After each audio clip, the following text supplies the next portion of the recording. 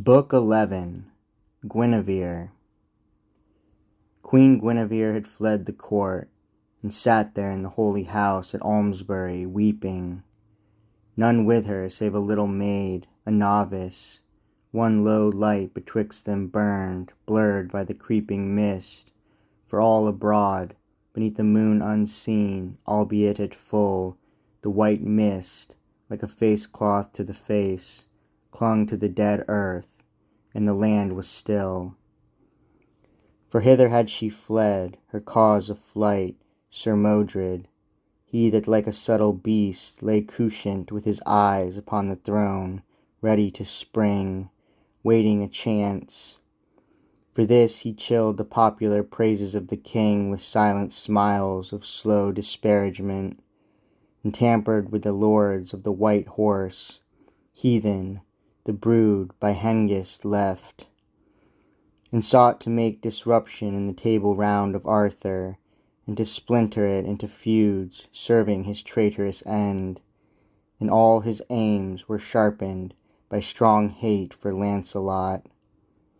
For thus it chanced one morn when all the court, green-suited, but with plumes that mocked the May, had been, their wont, a-maying, and returned, that Modred still in green, all ear and eye, climbed to the high top of the garden wall to spy some secret scandal if he might, and saw the queen who sat betwixt her best Enid and lissome Vivian, of her court the wiliest and the worst. And more than this he saw not, for Sir Lancelot passing by spied where he couched. And as the gardener's hand picks from the colewort a green caterpillar, so from the high wall in the flowering grove of grasses Lancelot plucked him by the heel, and cast him as a worm upon the way.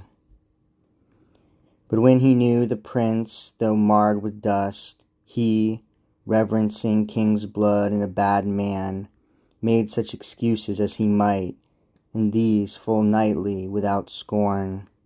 For in those days no knight of Arthur's noblest dealt in scorn. But if a man were halt or hunched, in him by those whom God had made full-limbed and tall, scorn was allowed as part of his defect. And he was answered softly by the king and all his table. So Sir Lancelot holp to raise the prince, who rising twice or thrice full sharply smote his knees, and smiled, and went. But ever after, the small violence done, rankled in him and ruffled all his heart, as the sharp wind that ruffles all day long a little bitter pool about a stone on the bare coast. But when Sir Lancelot told this matter to the queen, at first she laughed lightly to think of Modred's dusty fall, then shuddered, as the village wife who cries, "I shudder, someone steps across my grave," then laughed again, but faintlier, for indeed she half foresaw that he, the subtle beast, would track her guilt until he found, and hers would be for evermore a name of scorn.